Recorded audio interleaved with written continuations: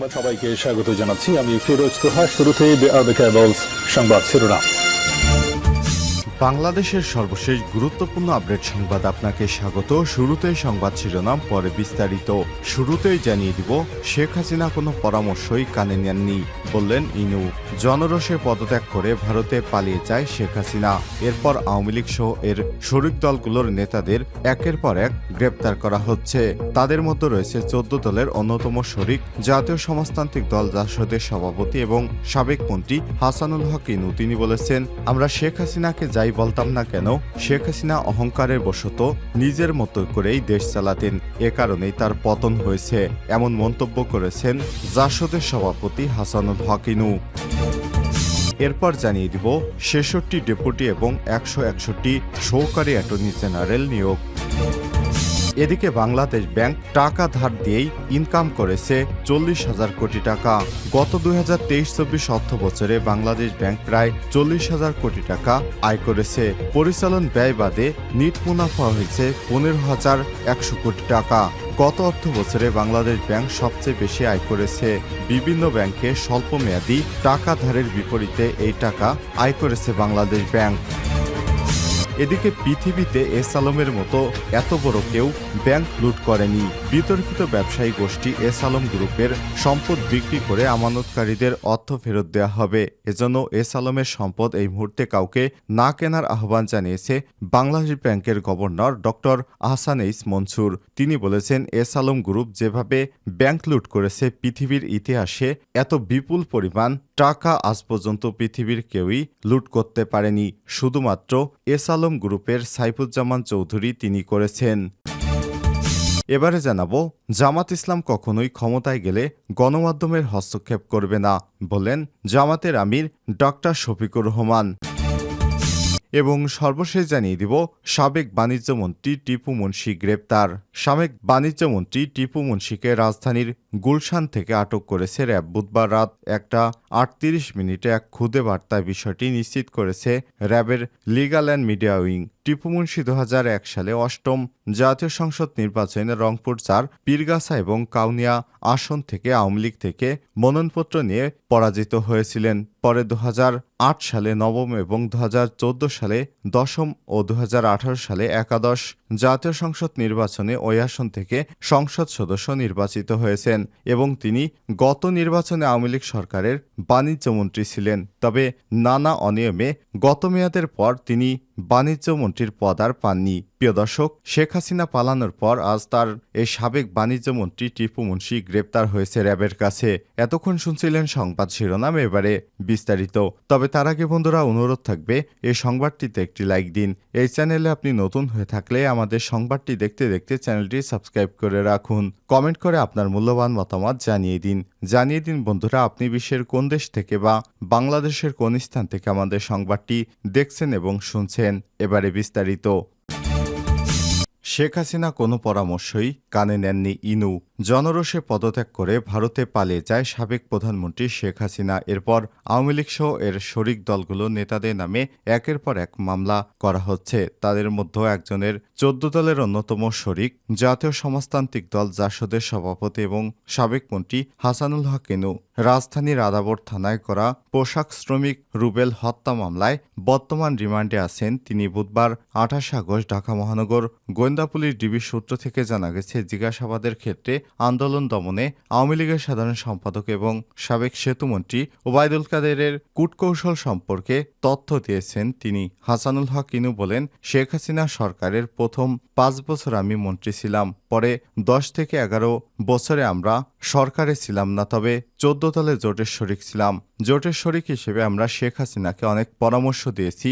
ছাত্রদের দাবি মেনে নিতে বলেছি। যেসব পুলিশ সদস্যরা ছাত্রদের উপর গুলি করেছে তাদের বিরুদ্ধে ব্যবস্থা নিতে বলেছি। টাকা পাচারকারীদের ধরতে বলেছি। উনি চীন সফরে যাওয়ার আগে বেশ কিছু পরামর্শ দিয়েছিলাম।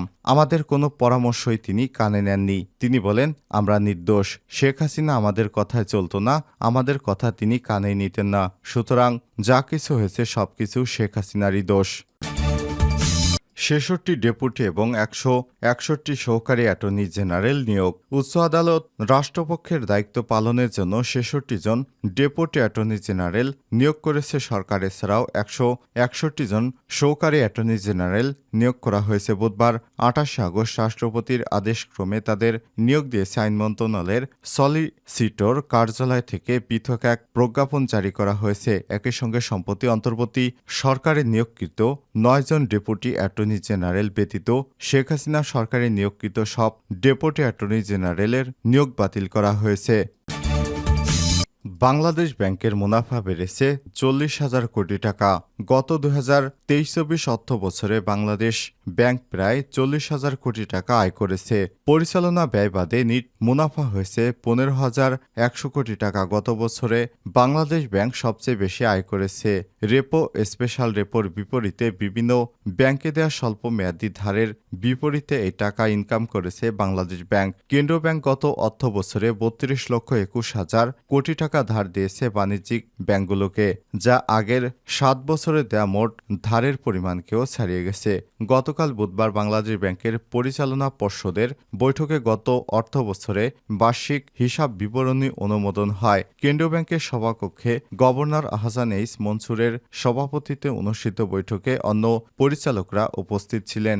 আর্থিক হিসাব বিবরণী অনুসারে সব ব্যাংকের খরচের পর গত অর্থবছর নিট আয় 15,100 কোটি টাকা দেয়া হয়েছে সরকারি কোষাগারে। তার আগের অর্থ বছরে নিট মুনাফা হয় 10,748 কোটি টাকা। এর মধ্যে 10,652 কোটি টাকা সরকারের কোষাগারে জমা দেওয়া হয়েছে।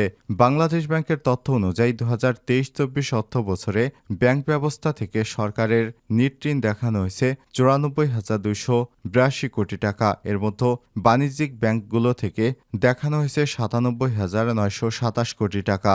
আর বাংলাদেশ ব্যাংকের ঋণ না বেড়ে উল্টো 6,457 কোটি টাকা কমেছে। তবে সাবেক গভর্নর আব্দুর রউফ তালুকদারের সময় তথ্য গোপন করে 62 দিনে সরকারকে টাকা ছাপিয়ে প্রায় 41,000 কোটি টাকা ঋণ দিয়েছিল বাংলাদেশ ব্যাংক।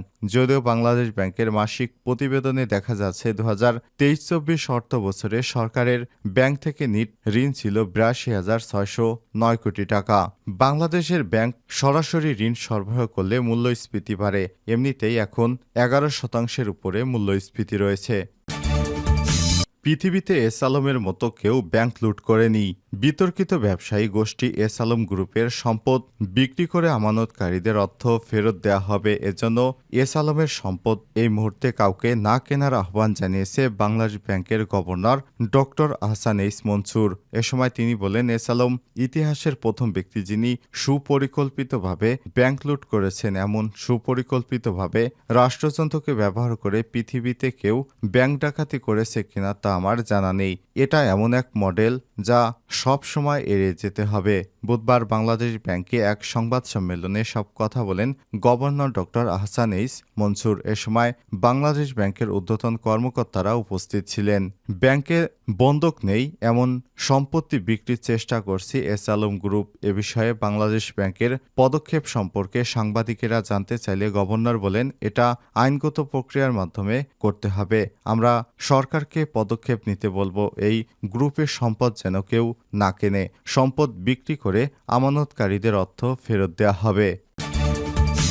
সাবেক বাণিজ্যমন্ত্রী টিপু মুন্সি গ্রেপ্তার।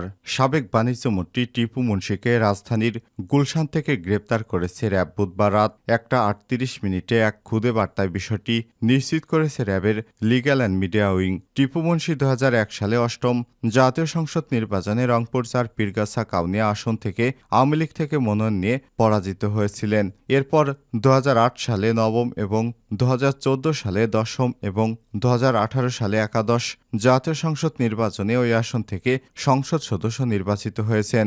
7 জানুয়ারি 2019 সাল থেকে তিনি শেখ হাসিনার চতুর্থ মন্ত্রিসভায় বাণিজ্য মন্ত্রী হিসেবে দায়িত্ব পালন করেছিলেন। 9ম জাতীয় সংসদে তিনি বস্ত্র এবং পাট মন্ত্রণালয় সম্পর্কিত স্থায়ী কমিটির সদস্য। 10ম জাতীয় সংসদ নির্বাচনে স্বরাষ্ট্র মন্ত্রণালয় সম্পর্কিত স্থায়ী কমিটির সভাপতি এবং অর্থ মন্ত্রণালয় সম্পর্কিত স্থায়ী কমিটির সদস্য ছিলেন।